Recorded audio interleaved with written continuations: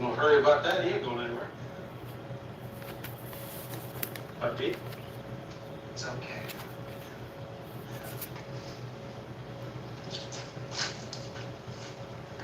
Get on the back. I'll give you a lift home. I can make it by myself. Okay by me, boy.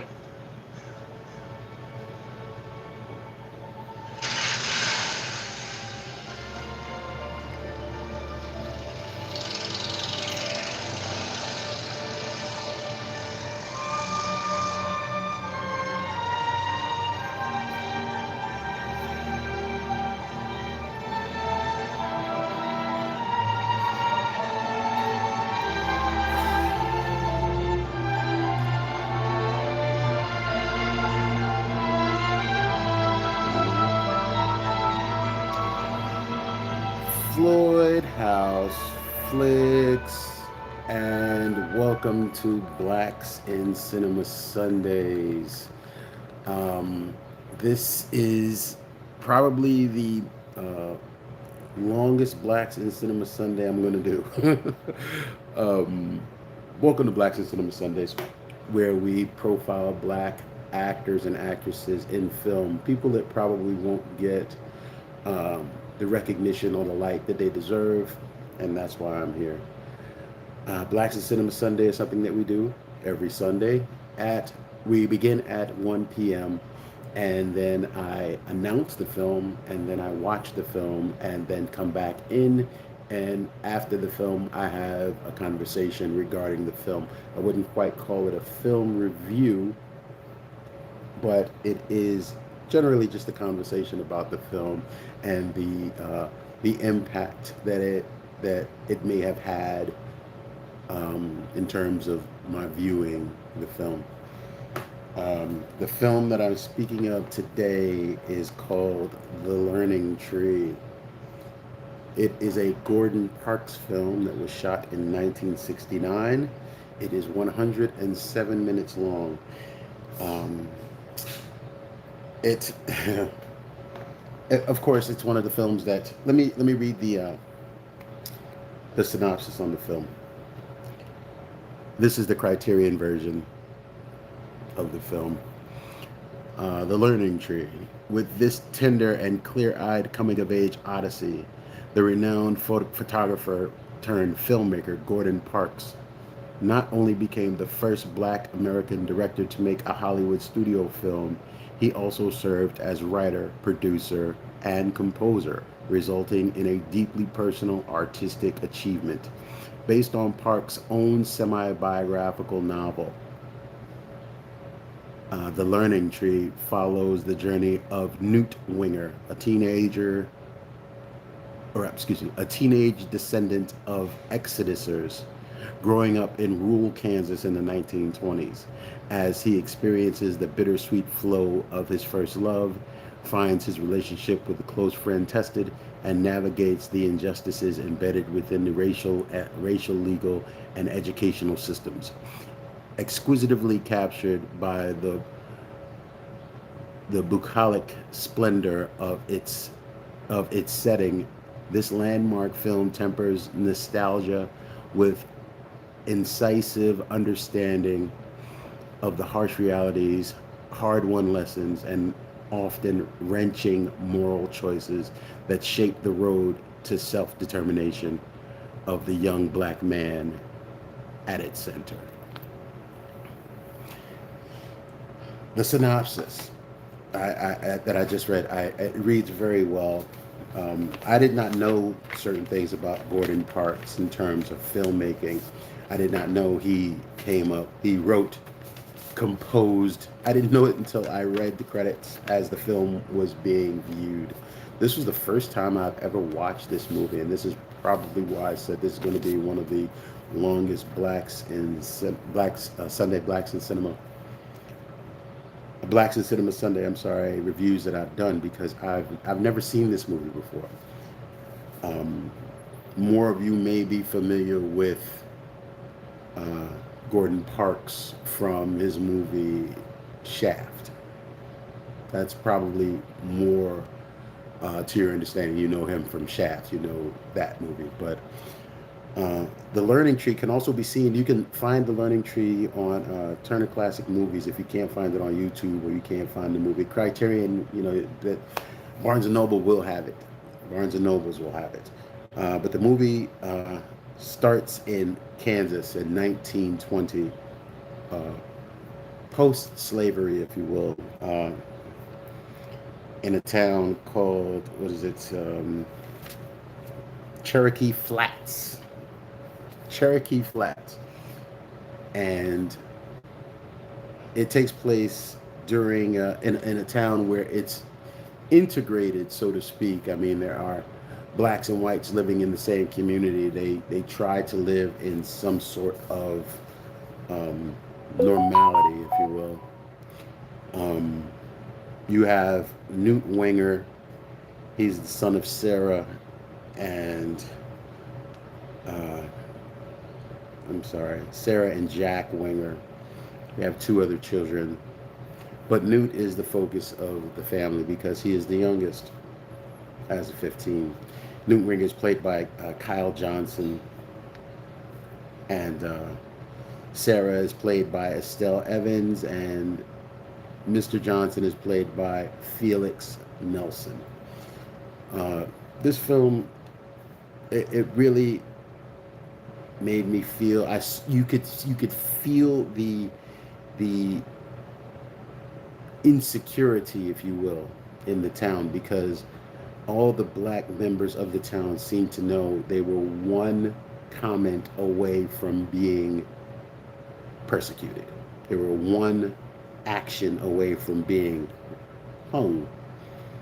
Even though the teachers, the judges, there was one judge who Sarah worked for, Judge Kavanaugh. He tried to be even. At least that's what it looked like. He tried to be even. He tried to be balanced. But that wasn't always the case. And, you know, this is historically, that's just never always the case. But the film starts with Newt and a few of his young friends, Jappy, and they get about 4 friends. And one of the friends being Marcus Savage. In fact, let me go back. When the film starts, it almost begins like The Wizard of Oz, if you will. They live in Kansas, and the film starts in a tornado. There's a storm, and in the backdrop, you see a tornado coming through in areas of Kansas, and the wind is whipping, and Newt is somehow out in the field, and he can't make his way home. And there's this girl. She's kind of known in the town as a bit of a loose woman, if you will. Her name is Big Mabel. Attractive woman, Big Mabel. But she works at the local brothel, and everybody knows, you know, wow, that's Big Mabel. Hey, Big Mabel. You know, they holler like, she's like, hey, Miss Parker, but she's Big Mabel. She's not big at all. She's just buxom, and, you know, she's a woman's woman. No. She's a woman. I don't know how to put it. You know what I'm talking about. She's tall and thick, and everybody trying to holler at her. But she works at the brothel. So she finds Newt and grabs him and takes him to this structure, sort of like a barn, just to get him out of the storm. So she gets him into the barn, and he's fallen, he's hurt his leg or whatever. And to keep him warm, so that was my take on it, to keep him warm, she took his clothes off and just laid on top of him. I don't know that they had sex. It was kind of insinuated that they had sex. And the next day, somehow or another, Jappy, that was one of his real close friends, told him that he heard about it. He's like, how'd you hear about it? He's like, don't worry about it, but I heard you ain't got your, I hear you ain't got your cherry no more. So immediately Newt gets embarrassed, and he's not quite sure what happened, for sure. It's never really confirmed that that's what happened, but that's what insinuated that happened because of who it was. So as the film progresses, they run into Marcus Savage. His dad is kind of an old drunk named Booker Savage, who's pretty heavy-handed with him. And there is no mom in the picture, and the dad kind of, you know, just runs him into the dirt a little bit, and it makes the boy very bitter just toward life in general. So Newt and his friends are walking, they're thinking of doing some stuff, just go hanging out. And one of them says, "Hey, Mr. Kiner, local orchard owner, farmer, he's got his apples. His apples are good. Let's go get some of his apples." So they decide to go get some of his apples, and they run into Marcus, and Marcus goes with them. But Marcus is just, he's a bad news kid. He's young, but he's a bad news kid. So they go in through the orchard, and they start taking apples. Unfortunately, they run into Mr. and Mrs. Kiner, and Mr. Kiner jumps out of his cart, grabs his whip, and goes out to chase the boys. So he, yes, Cal, he goes to chase the boys through or out of the orchard from stealing his apples. He starts to lash his whip out, and he whips out, and it links on to Marcus's leg. And then he and Marcus start to tussle. He hits Marcus a couple times, and Marcus grabs a whip from him and pretty much beats him in his head. So it creates a bad situation for Mr. Kiner and the boys, because now Mr. Kiner, a white man, has gotten beaten by a young black boy. So now they have to kind of, keep it on the low. But unfortunately, Mrs. Kiner saw who did it, and she told. And they went to Newt and asked him what happened. And Newt says, this, it shouldn't have happened, because Mr. Kiner didn't have to beat him with the whip. And that's the only reason that Mr. Kiner got fought back, because he hit him first. Well, it really doesn't matter who hit who first in that time. If a black boy hits a white man, it's going to be a problem. So that's kind of what it was. Then Newt kind of got on the bad side of Marcus, because Marcus found out that he snitched, and then it was on between Marcus and Newt. So there was another portion of the movie where some guys, as they were running from Mr. Kiner, they ran into the woods, and they saw these guys in the woods gambling. So they're watching these guys gamble. And it's things like this is often that happen. Back in the day, people didn't have anywhere to go. They would go off to the woods. So as they're going off to the woods, it is a hard film to watch, but it's a good film to watch. You should watch it again, Mika. Take your time, and you can watch this film and see what it is. It's a painful walk, but we have to take these walks sometimes. History teaches us so much about our past, and about it's not always for us. Sometimes we get to introduce other people to these things so they can see injustice, and they can see wrongdoing, and if they are human being enough to understand what they need to do to change things, it could have an impact on them, make them a better people. It is what it is, in my opinion. I'm just saying. So apparently there was a character by the name of Tuck.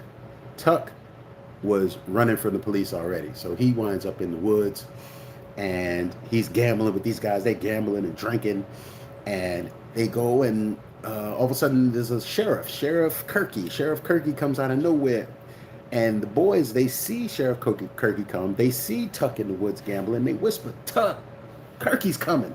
So then the gambling group breaks up, and everybody scatters. Everybody runs this way, everybody runs that way. Tuck runs towards the water. Kirky saw Tuck running toward the water, and without question, bop, shot Tuck. So now Tuck is dead. Tuck's in the water, dead, but he's sunk to the bottom of the water. So Kirky gets the boys, because he already knows that the boys had something to do with Kiner getting beaten. So now he's on the boys' neck, telling them, "Listen, I can get y'all for anything right now because of what just happened to Mr. Kiner. What I need y'all to do is I need y'all to go down into that water and fish up Tuck." So he told them, he says, yes, sir. So he told them that they were going to, he'll give them 6 pence, or it wasn't pence, whatever they called money back in the days. He was going to give them some change to go down there. It wasn't much. He's going to go down there, give them some change to fish out this body. And Newt and his boys, they got in the water, and they found him, and they fished him out. So at that point, that was done, and then they went and found Marcus, and then Marcus wound up going to jail, more like a juvie. It wasn't even juvie. It was just like a holding space. They put him in a holding space, and the cops were just shit. And that's where the N-word started to fly. The N-word started to fly while they had him in jail. Before, they would just say things like boy in public and things like that. There was a scene, I don't want to jump the gun, but there's a new girl that came in town with her family. They were Canadian. This is when a lot of people were pretty much leaving where they were from. They call them exodusers, right? They would just leave places. They didn't have to come here, but this black family, they came from Canada to Kansas. Quite a transition. And there was a young daughter. They had a young daughter. Her name was Araceli. And Newt kind of took a liking to Araceli. So Araceli and Newt, they hung out. Araceli was played by Mira Waters.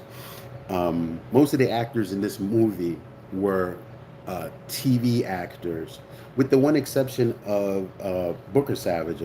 Booker Savage was Marcus's dad, and he was played by a character named Richard Ward. Richard Ward was, he was in Good Times, he was in The Jeffersons, he's done so much television, but he's also done a lot of movies. And look up the name Richard Ward, you'll see him and you'll probably recognize him. But we're going back to where Tuck shot Kirky, or Kirky shot Tuck. And they fished him out, and then things kind of went back to whatever they were doing after Marcus got arrested. Now, this all happened during the Christmas holiday. It was pretty bad when they got Marcus in. After Marcus was running from the police, they got Marcus, and the police had to look for him. And one of the cops said, it's a terrible way for us to have to spend Christmas chasing some runaway N-word, and just kind of threw him in the cell. He was beaten up. They beat him up pretty good, and it was typical. I'll say that in regard of the era. And shucks, in this day and age, I did say shucks. Yes, I did. And the fact that black youths are still getting beaten up. Now you getting beaten up before you even get to jail. It is what it is. So when that boy came into jail, he was beaten up pretty good. So as the story progresses, Newt and the young Araceli, they became friends, and they became just not quite romantically entangled, but they really liked each other, and they spent a lot of time with each other. There was a son of the judge. His name was Judge Kavanaugh's son. His name was Chauncey. Now Mrs. Newt's mom, Sarah, she took care of Judge Kavanaugh's house. She took care of his house. She took care of her children. She was a nanny. She was a maid. She did all those things for Judge Kavanaugh. Judge Kavanaugh's son, Chauncey Kavanaugh, was an entitled young so-and-so. He saw Araceli. He saw Araceli and took a liking to her and convinced her that it would be okay for her to go for a ride with him in his car. The only reason that this has happened because Newt and his teacher ran into an incident because Newt got a grade on a paper that he didn't think he deserved. He went to talk to her about it. She pretty much told him, well, you deserve what you got. And he says, I also saw that you're putting in for college courses, and I don't know why you're wasting your time. And Newt is like, what do you mean? He's like, I want to go to college. He's like, it doesn't matter that you want to go to college. He said, most black boys, they go to college and then they wind up being porters and janitors and everything else. It's a waste of money. And immediately Newt got infuriated. And he says, you know what? We all hate you. He spoke for every black child in that classroom. He says, we all hate you because you always tell us what we can't do and never what we can do. We all hate you. And immediately she's, we're going to the principal's office. So she took him to the principal's office, and he's sitting there talking to, now this is a new principal of the school, talking to the principal and told the principal everything what that boy did, right? Allegedly.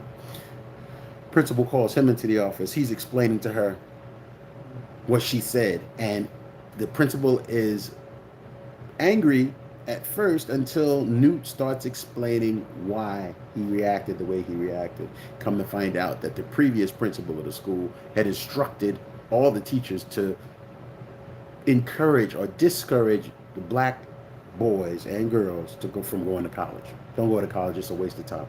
So she actually told them, the whole principal, she's like, it's not my fault. I was just doing what I was told. He said, who told you that? He said, the previous principal, Mr. Who so-and-so. This is a life thing. We see this in many films. I remember it in Malcolm X, when Malcolm X said he wanted to be a lawyer. And his teacher told him, no, you don't want to be, let's be realistic. You can't be a lawyer. You're an N-word. Told him to his face, you're an N-word. You can't be a lawyer. Maybe you could be a carpenter. Jesus was a carpenter. That's what people do to people when they don't want to see them succeed.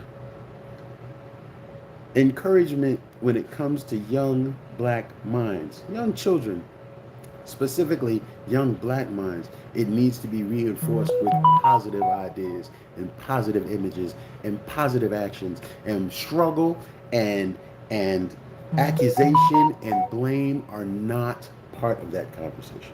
So this is just more, and it's been going on for, excuse me a second. This type of behavior has been going on for centuries. But when we get to post-slavery, you would think at some point it would end, but it does not. So it's sort of like these notifications on my live right now. I'm very annoyed, but that's okay. I am going to continue to push through this. So after that incident, Newt and Jappy are walking back from school. Newt saw Araceli get into Chauncey's car and saw the car drive away. He bumped into Araceli as he went to Araceli's house to make sure she got home okay. She wasn't home when he got there. And as they're leaving, he and Jappy are walking in, and they bump into Araceli. And she just has this look on her face. She's like, are you okay? And she says, I gotta go to study. I have to go and do this, that, and the other thing. And it was pretty sad. And he knew something was wrong. He just didn't know what. And then later down the road, Newt gets home, and his dad confronts Newt and says, what's going on with you and that Jefferson girl? He says, what do you mean? He says, it would seem that she pregnant. It says, and we think you got something to do with it. He's like, what? He's like, I ain't got nothing to do with it. And the mom comes downstairs, and eventually they wind up going over to Araceli's house. Araceli's dad is yelling on her, and who did it? Who's the dad? Who did this to you? And she wouldn't tell. And they got Newt in the room, and Newt is like, no, I didn't. Are you okay? Talking to Araceli, are you okay? Please tell us what's going on. She's like, you want to know who it was? It was Chauncey Kavanaugh. And then, Lord Jesus. So Chauncey Kavanaugh raped this girl. It was kind of, yeah, he raped the girl, got her pregnant. As Newt's mom works for Judge Kavanaugh, Chauncey's dad. She went and told Chauncey's dad. He told her, don't worry about it. Chauncey's going to do everything that he's supposed to do to take care of that baby. It was kind of a weird resolution to it, just in terms of the judge not seeming, he was concerned that it happened, but not much rest assurances were given to the parents of Araceli, anything. It was kind of weird for me. So that part was just a little bit off. So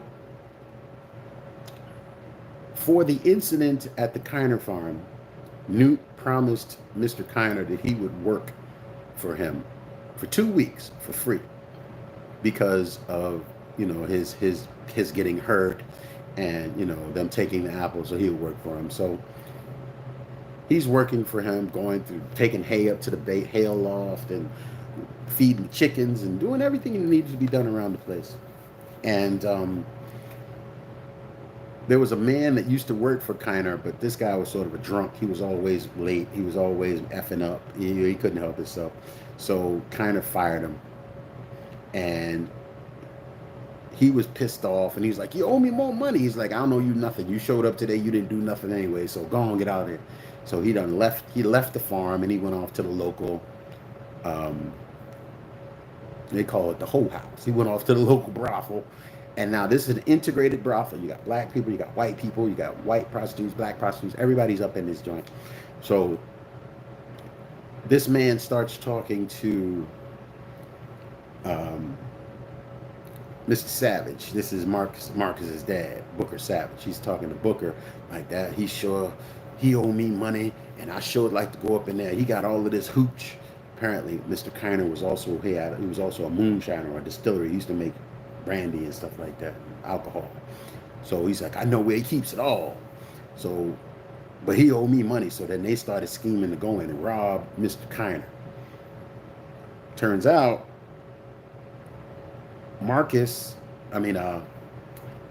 Newt was still at the barn when all of this was supposed to happen. Newt climbed up into the hayloft to go have his lunch. The guy came in, his name was Silas. Silas comes in and starts telling him, you owe me money. And then, I don't owe you nothing. And he pulled out that whip again. Mr. Kiner pulled out that whip again and started hitting Silas with the whip. And Silas falls to the ground. And then here comes Booker with a crowbar and cracked him upside his head a couple times. And he fell. And then he cracked him and cracked him and cracked him in his head and killed him. Now, unbeknownst to Booker, Newt saw everything. So as Silas wakes up, because Booker takes what he wants and leaves, as Silas wakes up, he finds the sheriff has him in custody, and Kirky's going to take him to jail for murder. Now he's taking him out. He done murdered Mr. Kiner. And he's like, I don't know what you're talking about. I did not. So this was a spin on blame, if you will. Usually it's like the black guy is the one that did it all the time, but in this case they find that it was the white guy that did it. So the town was upset, but they weren't up in arms. So they, one of Newt's brothers says, yeah, uncle says it sure is good that it wasn't a black man that had anything to do with this murder, because if it was, a lot more black families would be getting hurt. Because that's what happened the last time.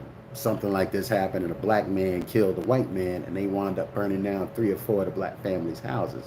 So people that probably didn't have anything to do with it. But they were injured because they were black in a white community, or blacks living within a community with white people who still weren't ready to embrace black people. So that's just one of the things they had to deal with.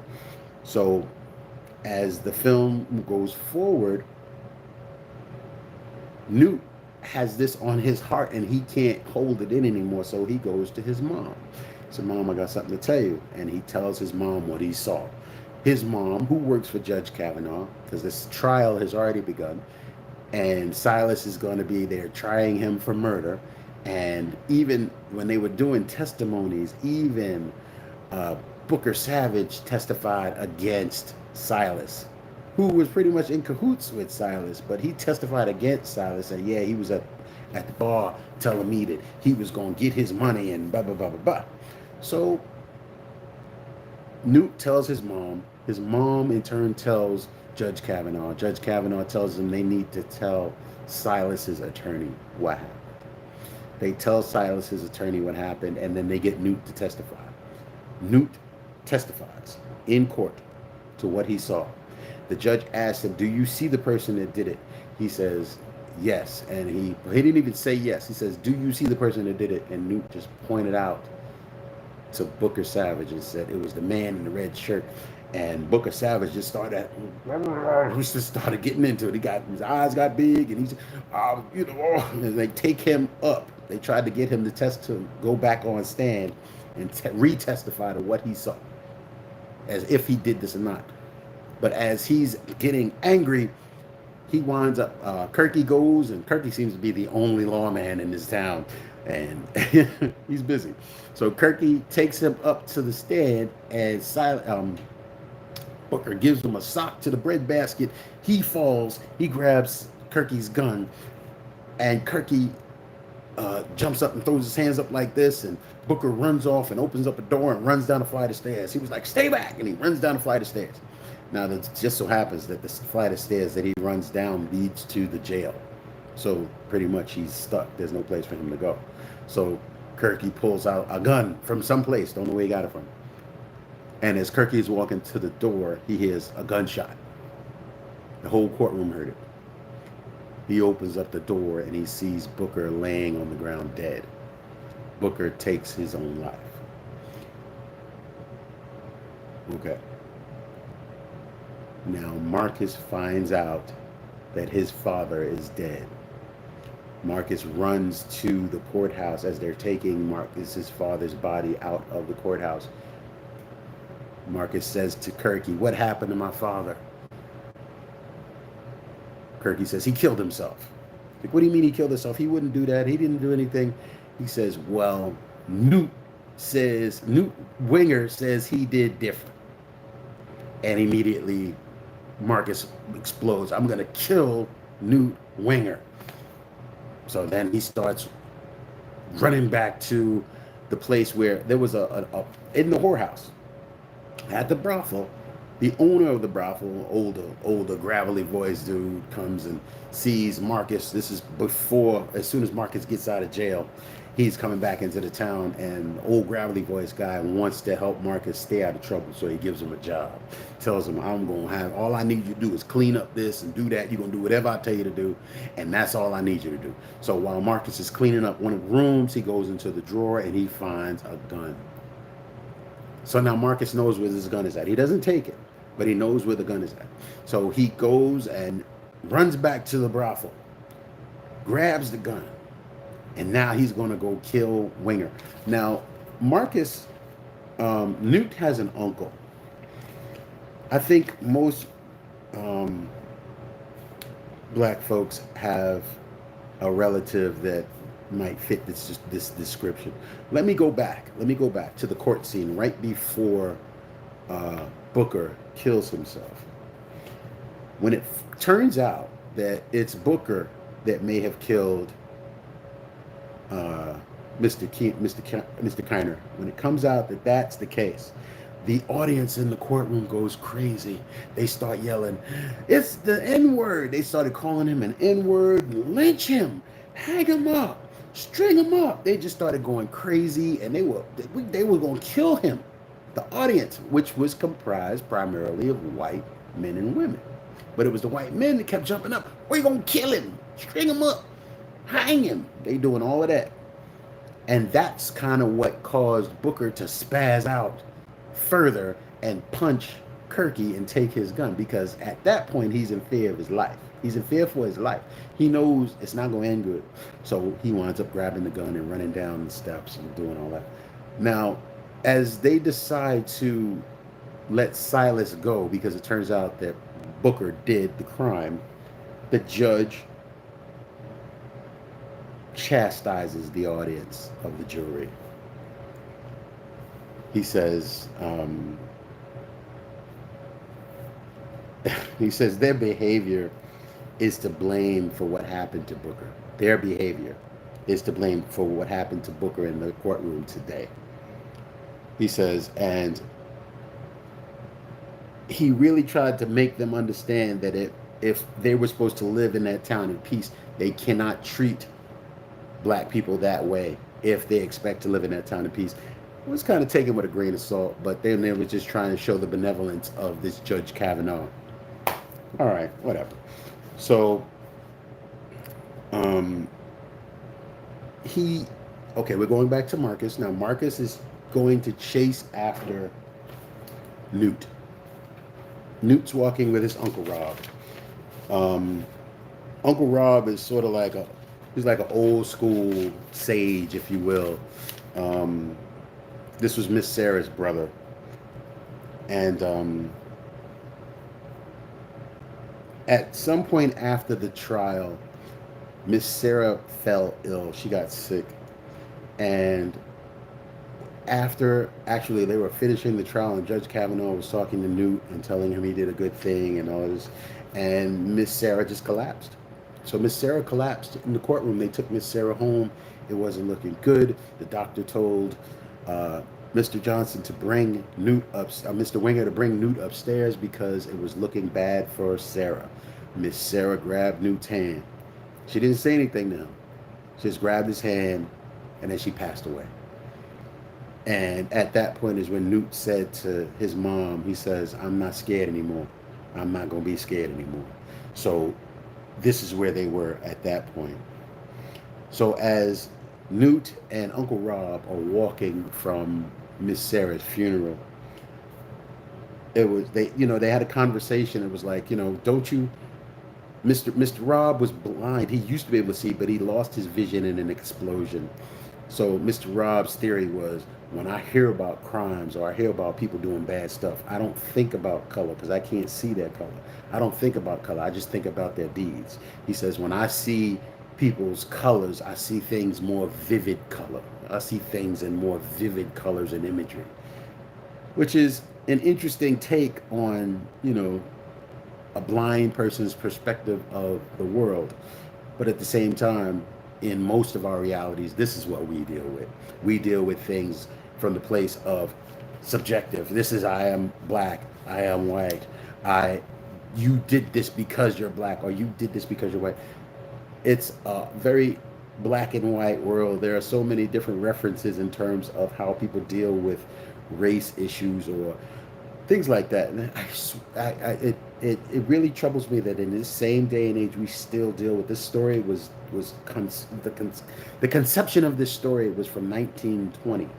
It was shot in 1969, and we're still having these same conversations today. It's a heavy burden to carry for anybody that has to live in a world of hate or live in a world of fear. It's heavy. So it's just one of those things. So again, we go back to Marcus grabbing the gun from the brothel, running to go and shoot Newt. Newt Winger is in danger, but he's walking with his uncle. Now that Miss Sarah passed away, Newt is going to live with his uncle, Uncle Rob. He's going to live with his uncle. His uncle says, "All right, I'll see you on such and such a time." And Newt's uncle walks, and next thing you know, Newt runs into Marcus. Now Marcus has this gun. He pulls it on Newt. He shoots. And then he shoots again, and it clicks. And it clicks, and it clicks. Now the gun's empty. There was only one bullet in the gun. Marcus didn't check that. There was only one bullet in the gun. So then Marcus throws the gun at Newt. Newt dodges the gun, and then they start getting ready to tussle, and Marcus pulls out a switchblade. So now Newt picks up a stick. They get ready to do their little dance. You got a stick, I got a switchblade. They're going to do their dance. Of course, Marcus was not that great of a fighter. He was angry, but he was not that great of a fighter. They had what's called the last man standing fight. Newt and his buddies were going to do it because they went to a fair, and as the fair was going on, this Barker says, "Hey, I want to get you guys in the ring. I'll pay y'all such and such and such," just talking smack, trying to get them to fight each other. So they go on to fight each other, and as they do that, they need an extra man to come in, and Marcus shows up, and now Marcus already wants to kick Newt's ass. So they start fighting, and everybody's fighting, and they get down to the last two fighters, which of course is Marcus and Newt. So they're fighting each other. Newt wins. Marcus falls on the ground. So now he hates Newt even more. So it just progresses. So there was a lot of built up smoke between Marcus and Newt from the very beginning. So as they get to the end, and this is their final conflict, if you will, their final fight, Newt grabs the knife from Marcus, holds it up over his head, and said, "I should kill you, but I can't, and I won't." But Kirky's coming. So now Kirky, the brothel owner, saw Marcus grab the gun, and he told Big Bertha to call Kirky. And then Kirky's chasing him. I don't know how he found him, but he found him. And he's chasing him. And by this time, after Newt decided he wasn't going to kill Marcus, he said, "Well, let me up, because Kirky will kill me." So he goes to run. Newt throws the knife down. Marcus goes to run, and Kirky's on him, like on his back. As Marcus goes to jump into the water, it's taken back to the moment that Tuck was shot by Kirky. Newt pulled out his gun and shot Marcus in the back. Marcus falls in the water. And this is where we come in at. When we started the Blacks in Cinema Sunday today, this is where we come in at. "Aren't you going to fish him out?" He's like, "Well, he's not going anywhere." This is Newt to Kirky. "Aren't you going to fish him out?" Kirky says, "He's not going anywhere. At least now you can rest easy. You ain't got to worry about him anymore." And Newt doesn't take any solace in that. And then Newt has a cut on his arm when Marcus cut him while they were fighting. And Kirky reaches out and goes to touch his arm. He's like, "Is it deep?" He's like, "No, I'm all right." Kirky tells Newt to get on the back of his bike so he can ride him back into town. He says, "No, I'm good. I'm going to walk." And Kirky looks at him and says, "All right, whatever, boy," and calls him a boy and gets back on his motorcycle and rides off. Music starts playing. Newt walks away and the movie goes off. Now, this is a reality for a lot of people. If you don't take their help when they're offering it, you become something else. Sometimes people feel like they're doing something for the benefit of you, or sometimes people are thinking they're doing something for the benefit of them. I'm making me look like a good guy because I'm helping somebody that I don't even like. You don't have to like people, especially as a person who is sworn to protect and serve. You don't have to like people. Just do your job. Your comments are unnecessary. Your feelings are not required. You have a job to do your job. Kirky was just his resolution to everything was shoot at it and kill it. This is a reality for a lot of African Americans, a lot of people of color, period, that live within certain environments where lawlessness is normally the way to be. And that lawlessness goes from not just the civilian people, but from law enforcement. Now, I'm not saying all law enforcement is bad. Please don't misunderstand, because I'm not.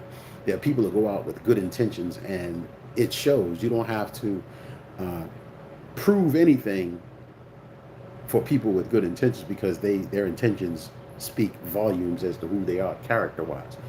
But this is just another tale of quiet racism in a quiet little town. The Learning Tree. That was one of the mom's lines in the movie, said, "Treat this town like a learning tree."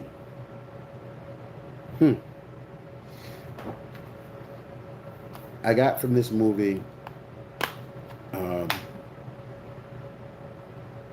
it was definitely an interesting watch.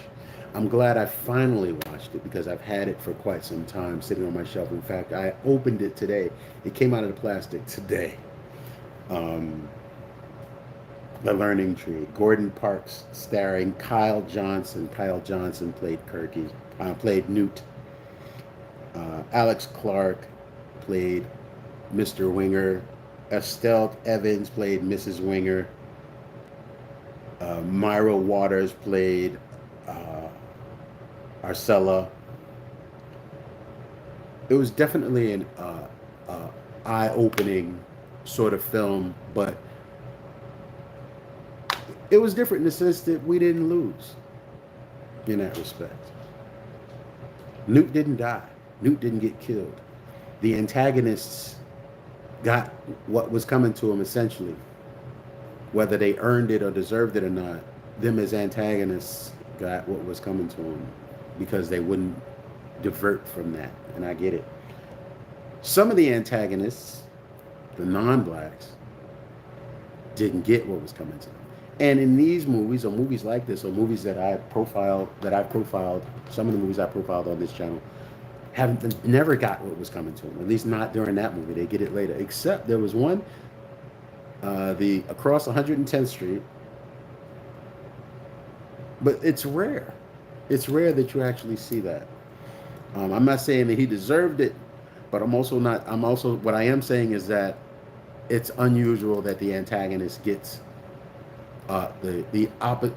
How do I say this? Usually the white man don't get what's coming to him in these movies. In these types of movies, the antagonist is usually a person, a white person, and the protagonist is usually a black person in these movies.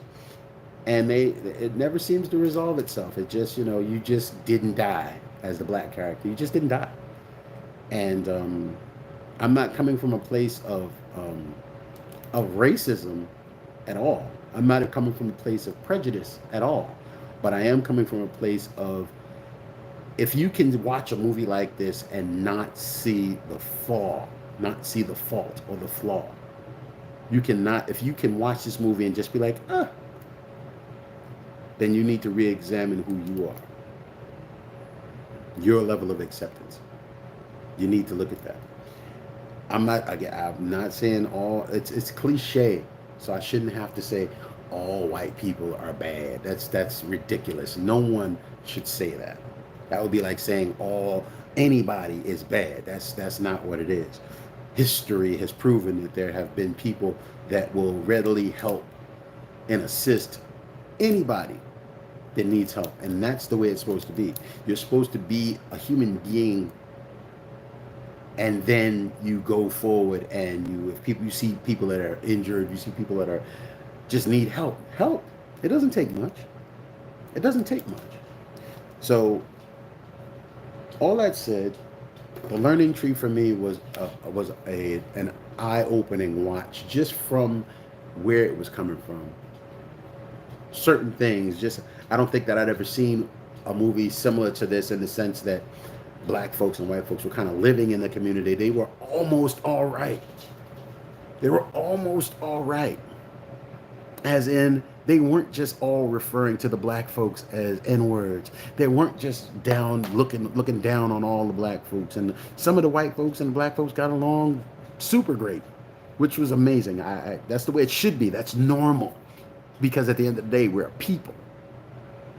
But you cannot expect us not to react when you come at us on some racist nonsense. It's just not the way it's going to be. It's not the way it's going to be. So human beings treat each other like human beings. It's one of the things that I like to say when I close my lives, when I close my physical media commutes. Love yourself, man. Love yourself and love each other. Treat each other with respect. Respect yourself, but treat each other with respect. People need to see that from each other. Don't come to us with some nonsense under the sleeve nonsense, and you really don't mess with us like that. If you mess with us, then mess with us. If you don't mess with us, then leave us alone. I hate to sound so radical about it, but it is what it is. It is what it is. Love on yourself. Respect yourself. Respect people. Do unto others as you will have them do unto you. That's the way it should be. So before I get too heavy, or too much heavier, this has been Blacks in Cinema Sunday. I promised you this would be the longest Blacks in Cinema Sunday that I've done, and right now we have just crossed 49 minutes. We're going into almost an hour of chat, just because I've never seen this movie before. And I had to take notes. I literally took pages of this is 1 page, 2 pages of notes. I had to take notes in order to be able to have this conversation, because there was so much happening and I didn't want to leave anything out. And I know that I did, because this movie is 107 minutes. And rumor has it you will still be live by Wednesday. Hmm. Well, guess who's not invited to the live? Thank you for everybody that's come in. Thank you for everybody that shares this. Please share, like, subscribe. Spread this around. Let's try to get me. I'm still trying to get to 100 subscribers so I can be able to gift one of you wonderful 100 a gift pack straight from my heart, straight to you. Let's make this happen. 100 subscribers is not a lot to ask. 200 subscribers is not a lot to ask. I know people, I've met people that have thousands of subscribers. Your content is good. If you appreciate my content, please like it, share it, subscribe it. Be ready to have conversations that a lot of people are not ready to have. I'm always ready to have a conversation. If it makes one uncomfortable, you're only uncomfortable because you haven't prepared yourself to stop thinking the way that you think. Think differently. I think that's an Apple quote. I don't know if I like that. Think otherwise than how you think otherwise. Well, that's too complicated. Think differently. It'll take you somewhere where you haven't been before. All right, y'all. Floyd House Flicks, Blacks in Cinema Sunday has concluded. Physical Media Commute number 41 will be tomorrow. Yeah, tomorrow, Wednesday, and Friday. As usual, Physical Media Commute. Please ride with me then. All right, salute, much love, respect, love yourself, love each other. Floyd House Flicks.